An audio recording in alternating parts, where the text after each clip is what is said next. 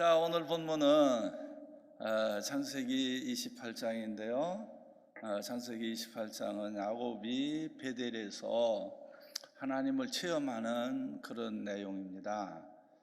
우리가 야곱 그러면 떠오르는 이미지가 야곱은 굉장히 수단꾼, 꾀쟁이, 아마 그런 것이 아마 일반적인 사람들의 생각하는 야곱의 인상일 거예요. 그런데 바로 이 야곱이 하나님을 처음 이렇게 체험하는 그런 내용이 오늘 본문이에요. 여러분 아시는 대로 야곱은 그 장자권의 축복에 굉장히 집착했던 사람, 쌍둥이로 태어나서 몇 분 차이로 동생이 되는 바람에 예서한테 장자권을 뺏겨서 너무너무 속상해서 결국은 형 예서가 배고픈 약점을 이용해 가지고 장자권을 뺏고, 또 아버지의 시력이 약한 거, 잘 보지 못하는 그런 아버지의 약점을 이용해서 결국은 장자권을 뺏어버리는 그런 내용이 오늘 본문이에요. 화가 머리끝까지 오른 형 에서가 자기를 이제 죽이려고, 야곱을 죽이려고 분노하니까, 그러니까 결국은 고향 땅 보엘세바를 떠나서 이 삼촌 라반이 살고 있는 하란 땅, 그 먼 하란 땅으로 야곱이 떠나는 거예요. 생전 처음 어머니 리브가의 품을 떠나는 그 야곱, 허불판 광야에서 하룻밤을 이제 보내게 되는데, 성경에 보면 그가 가진 것이 얼마나 없으면 돌을 베개 삼아서 누워 있었다 그랬어요. 그래서 돌을 베개 삼아서 누워서 하늘을 이렇게 바라볼 때에 하늘이 아름답게 보였을까?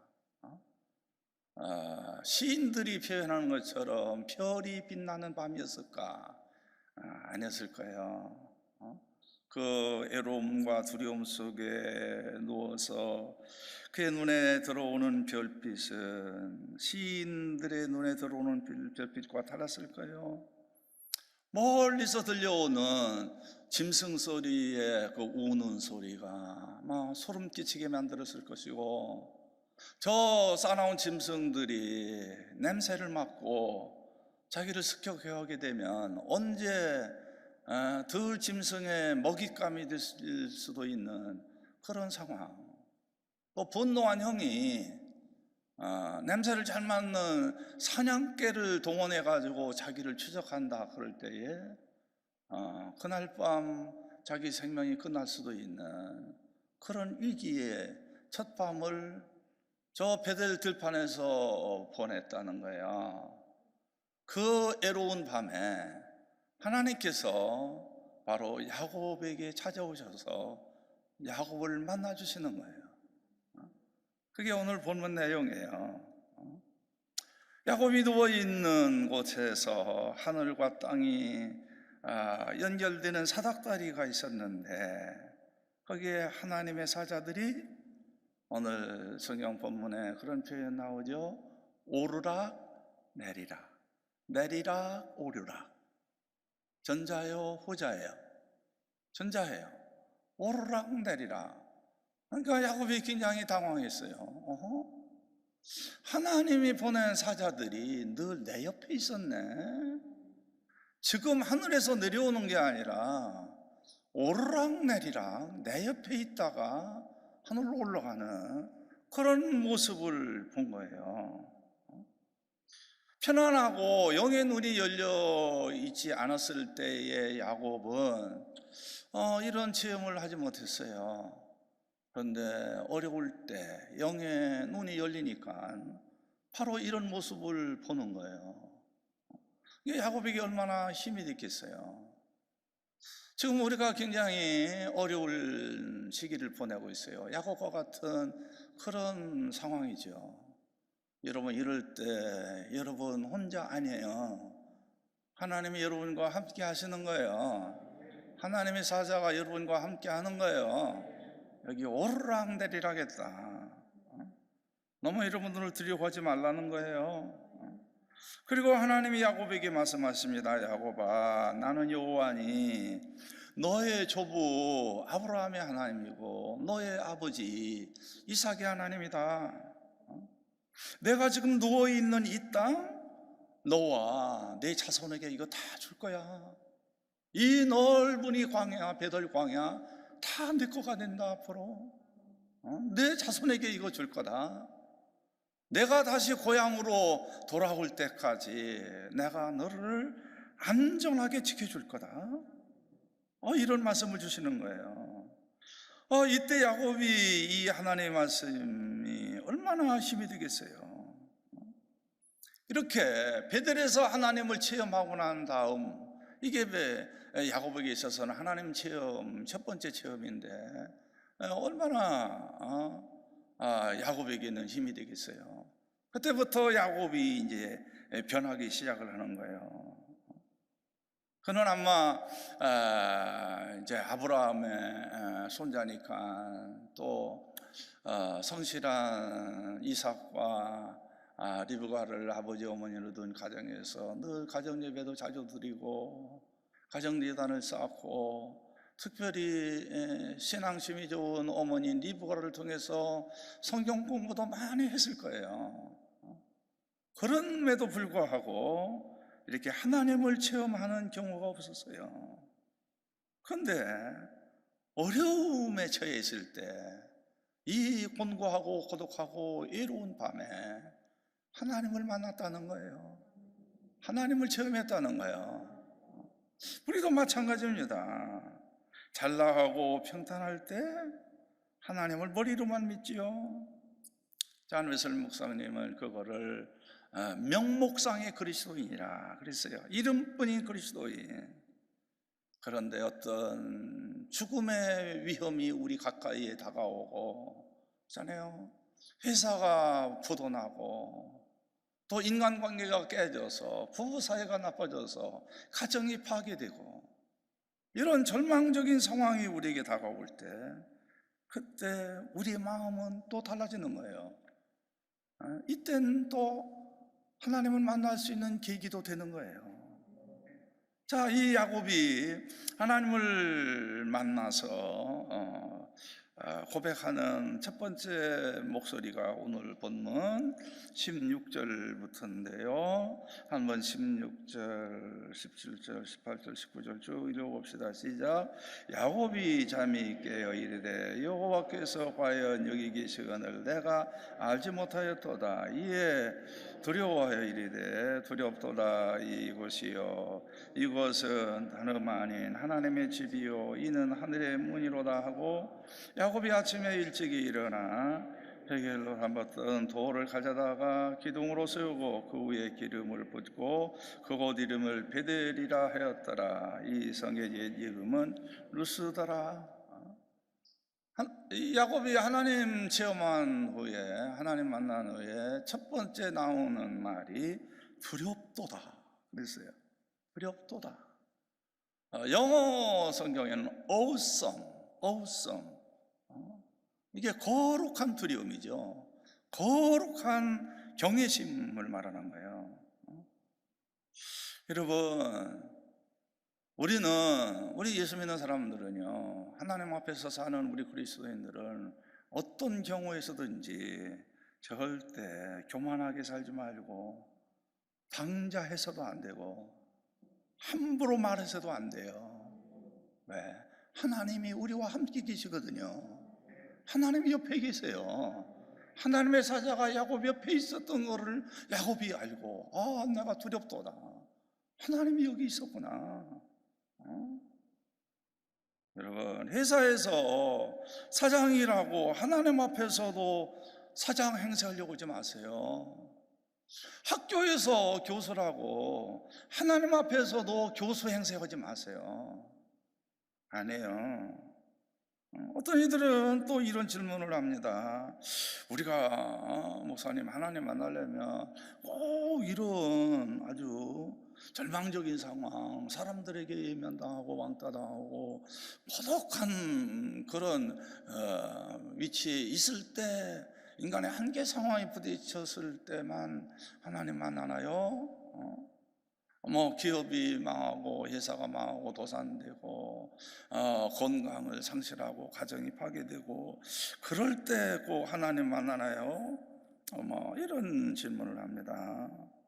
그럴 때 목사인 저는 꼭 그런 건 아닙니다. 문제는 마음이 가난한 거다. 그래요. 문제는 마음이에요. 그래서 마태복음 5장 3절에서 예수님이 심령이 가난한 자는 복이 있나니 천국이 그들의 것이라 그랬어요. 여러분, 부자되고 잘 나가도 마음이 가난하면 돼요.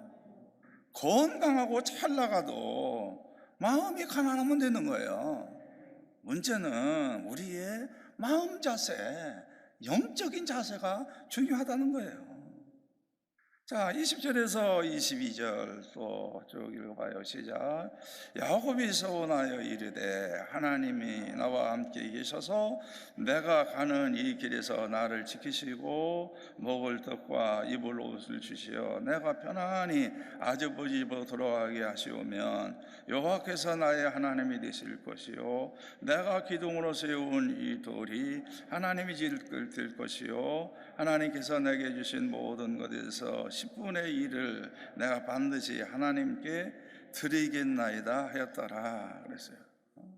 여기 생뚱맞게 야곱이 하나님 요구하지도 않았는데 자원하면서 소원 기도를 하는 거예요. 내가 편안히 하나님이 지켜주셔서 편안히 아버지 집으로 돌아오면, 고향으로 돌아오면 내가 이렇게 하겠습니다 하고 자기가 자원해서, 하나님이 요구하지도 않고 시키지도 않았는데 자기가 자원해서 뭐라고 그래요? 내가 꼭 하나님께 11조 드릴게요. 생뚱맞게 11조 얘기가 나오는 거예요. 아마 여러분들은 그럴 거예요. 11조라고 하는 거는 내가 알기로는 모세의 율법 시대에 주어진 건데, 야곱은 모세보다도 한결 윗세대의 조상으로서 그때는 이 은혜 시대고 율법 시대가 아니었는데 무슨 11조 얘기를 하지? 아마 그렇게 질문을 가지고 있는 분도 있을 거예요. 그런데 여기서 야곱이 11조를 얘기한 거는, 이건 내가 11조를 해야 축복받는다, 그런 율법적인 의무감에서 하는 게 아니고, 여기서 야곱이 말하는 11조라고 하는 거는 우리의 생명의 주인도 하나님이시고 우리의 물질의 주인도 하나님이시고 모든 것이 하나님의 손에 달렸다는 거, 하나님의 주권 속에 있다라는 거, 그거를 깨닫고 고백을 하는 거예요. 11조 속에 들어있는 영적 의미는 나의 모든 것, 여러분이 가지고 있는 건강이나 가정이나 자녀나 물질이나 모든 것이 누가 주신 것이다? 하나님이 주신 것이다 라고 하는 하나님의 소유주 되심을 우리가 고백하는 거예요. 하나님은 우리의 창조주도 되시고 구속주도 되시지만은 하나님은 우리의 오너거든요. 모든 것을 주관하시는 분이거든요. 거기에 대한 하나님 고백이 11조 신앙이거든요. 그러니까 하나님을 체험한 야곱의 입에서 첫 번째 나온 말이 물질관에 대한 거였다는 거. 하나님이 내게 물질을 주시면 내가 이렇게 바로 써야 하는 거구나. 인생 아무것도 아니구나. 내가 이 광야에서 죽으면 나는 끝나는 건데 하나님이 나를 지켜주셔야 행복한 삶도 살 수 있는 거고 소유도 얻는 거지. 다 아무것도 아니구나, 쓰잘데없구나. 그러니까 자기가 자원해서 이런 고백을 하는 거예요. 세속주의 신앙에서 하나님 중심 신앙으로 바뀌자는 거예요. 영적으로 하나님을 좀 체험하자는 거예요. 그 중에 하나가 이 어려울 때 하나님 만나자는 거예요. 그저 머리로만 믿던 하나님, 이론적인 하나님, 습관적인 신앙생활, 이름뿐인 크리스찬들, 노미널 크리스찬들, 이제 거기서 벗어나라. 야곱처럼 하나님 만나라. 하나님이 내 하나님이 되도록 해라. 하나님 모시고 살아라. 하나님이 여러분들의 인생 순위 1번이 되게 해라. 3번, 4번으로 밀려나는 그런 하나님 만들지 마라. 우리에게 주는 메시지가 있는 거예요. 우리 감리교를 창설하신 잔 웨슬리 목사님 여러분 잘 알잖아요. 사무엘 웨슬리가 아버지였잖아요. 사무엘 웨슬리가 목회하는 그 교회에서 10년 사이에 화재가 3번이나 납니다. 전기 작가들은 그거 기독교에 대한 반감을 가지고 있는 사람들이 그거 일부러 방화한 거 아니냐. 어떻게 10년 사이에 3번이나 화재가 나냐. 그 화재 가운데 6살 먹었을 때 화재를 당하는데 결국 잔 웨슬리는 2층에서 잠을 자고 있었어요. 어리니까. 그런데 화재가 발생한 거예요. 부모님들, 식구들은 발을 동동 구르고, 교인들은 와서 막 불 끊으라고 물을 막 날르고 그러는데 진화는 안 되는 거예요. 근데 그 동네 청년 가운데 하나가 용감한 청년이 딱 판단을 하더니 2층으로 올라가는 거예요. 그리고 자고 있는 웨슬리를 안고 나온 거예요. 그리고 조금 있다가 그 집이 무너져요. 그래서 산 거예요. 그러니까 웨슬리는 늘 자기를 타다 남은 나무 토막이다. 스가랴 3장 2절의 말씀을 인용해서 내가 나된 거는 하나님의 은혜다. 그러니까 잔 웨슬리의 신학의 핵심은 늘 은혜였다는 거예요. 하나님의 은혜로 내가 이렇게 사는 거다. 열심히 사역을 감당했는데, 진짜 진실하게 경건하게 사역을 감당했는데 51세에 갑자기 50이 넘자마자 건강이 악화되는 거예요. 그러니까 아무리 선한 방법을 써도 살 길이 없어요. 그래서 결국은 위서를 남기고 묘비를 어떻게 쓰라고, 묘에다가 어떻게 쓰라고는 묘비에 문구를 남깁니다. 그런 위기가 왔는데 또 하나님이 살려주셨어요. 그래서 88세까지 삽니다. 그 당시 88세라면 장수한 거예요. 그럼 이상 살다 보면 어려운 고난이 있지요. 그러나 그 고난을 통해서 하나님 만나는 영적 체험은 큰 재산이 될 수가 있어요. 우리에게 힘이 될 수가 있어요. 능력이 되는 거예요. 우리가 즐겨 부르는 찬송가 338장 내 주를 가까이 가게 함은 이라는 이 찬송, 옛날에 우리 어머니 제가 어렸을 때는 이 찬송밖에 모르는, 늘 이 찬송만 부르시는 그런 어머니의 모습을 제가 기억을 하는데, 이 찬송을 만든 분이 누구냐면 사라 파울러 아담스라고는 분이거든요. 이분은 정치가 벤자민 후라우의 둘째 딸로 태어났어요. 이는 태어날 때부터 너무 뛰어난 미모를 가진 여자, 그래서 영국 최고의 여자 배우가 되는, 가장 아름다운 여자 배우가 되는 사라 아담스. 또 철도 회사의 최고 엔지니어를 만나서 잘생긴 남자와 결혼하고 자 행복한 여인이었어요. 그런데 이 사라에게 그 당시 무서웠던 병, 폐결핵이 찾아오는 거예요. 여러분, 100년 전에 가장 무서운 건 폐결핵이었거든요. 이 폐결핵에 걸리니까 그 아름다웠던 미모도 사라지기 시작하는 거예요. 얼굴 색깔이 피기가 오고, 그리고 몸이 마르기 시작하고, 침대에 누워서 상실감에 사로잡혀서 비참한 그런 나날을 보내고 있을 때 침대 옆에 있던 성경책이 눈에 뜨이는 거예요.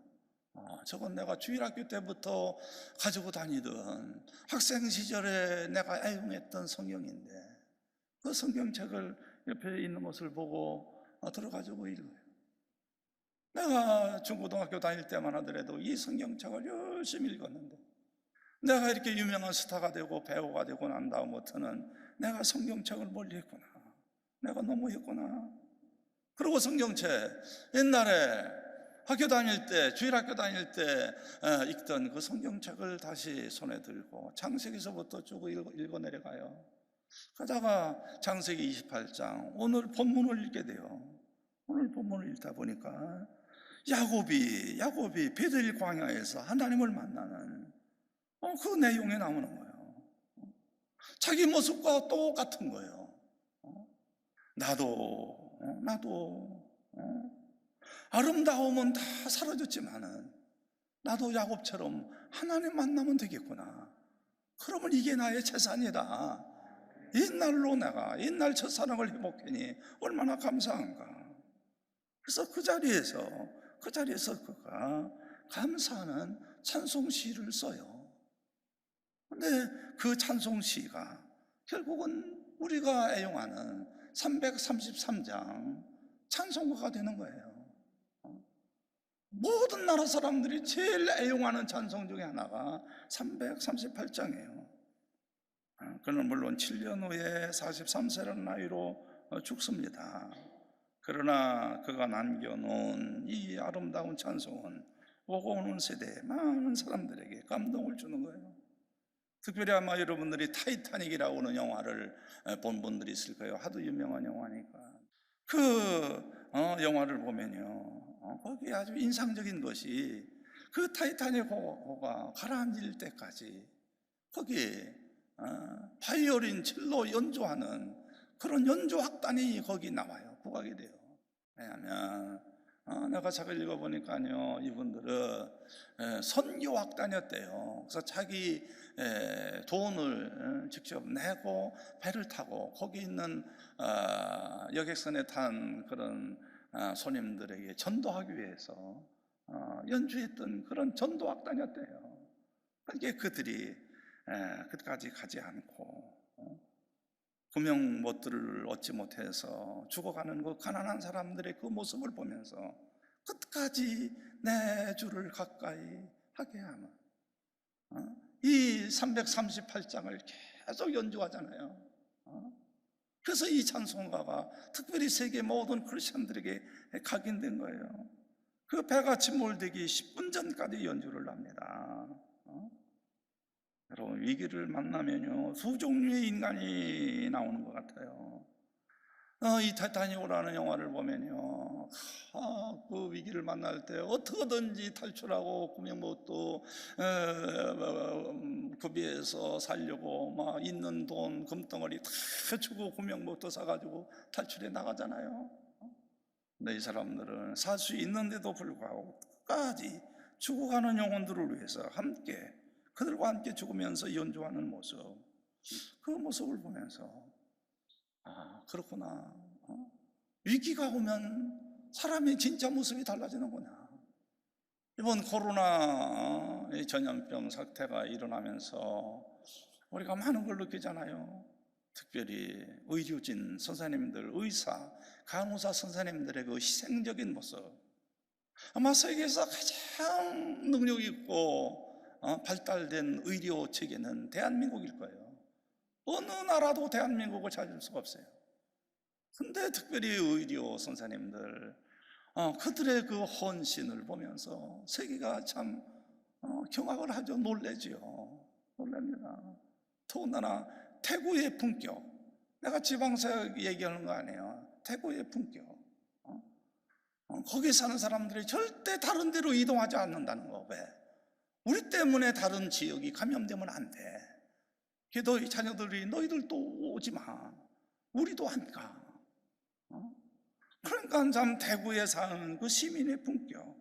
중국의 우한 사람들은 막 우후죽순 이동하는 바람에 광동성, 저장성, 그리고 허난성이 그냥 막 코로나로 퍼져나가는데 아니잖아요. 바로 경상북도하고 충청북도는 붙어 있는데도 충청북도는 감염자가 거의 없는. 자, 그런 걸 보면서 우리가 배우는 게 많아요. 여러분, 우리에게 이런 좋은 마음이 있었으면 좋겠어요. 아멘.